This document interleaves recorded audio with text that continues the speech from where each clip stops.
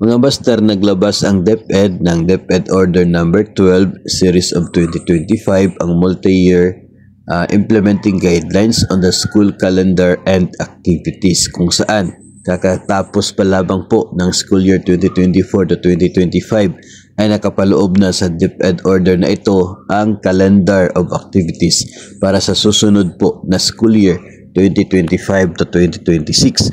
Ito po ay magsisimula sa araw ng Lunes, June 16, 2025 at magtatapos naman araw ng Martes, March 31, 2026. So, Marso na, no, yung pagtatapos ng school year sa susunod po na taon.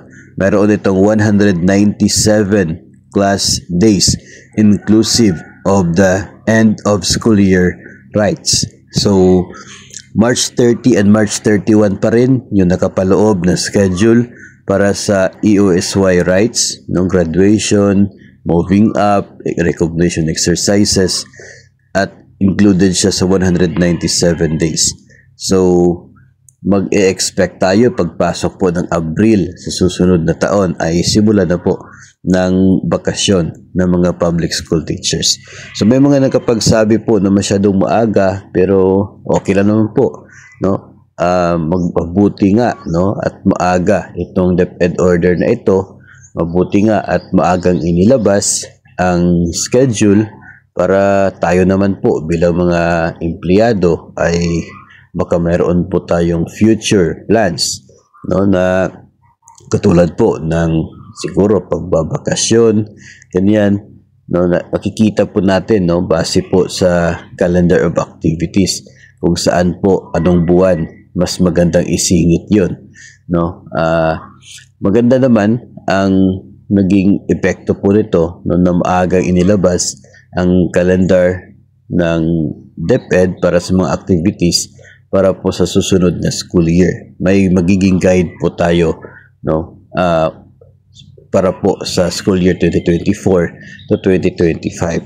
So, 197 days po yun na pasok from June 16 to March 31, 2026. So, tayo po ay para naka-fix na po talaga, no, itong pagsisimula ng school year natin, susunod na school year 2025 hanggang 2026, ngayon pong darating na June 16. So hindi mayroon lamang pong magiging pagbabago dito po sa calendar na ito kapag may mga unforeseen circumstances, mga hindi talaga maiiwasan na pwedeng mag-cause ng extension doon po sa end ng school year, na kung apektado po yung delivery ng learning. So, yun lamang po ang mga medyo maliit na naman po yung mga chances sa mga ganyan, no?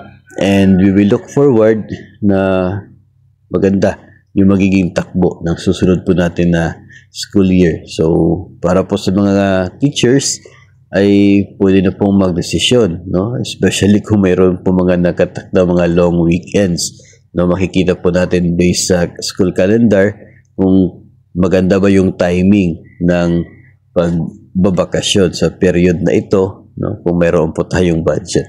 So, yun po, no, ang laman ng DepEd Order Number 12 Series of 2025 na inilabas ng DepEd April 15, 2025.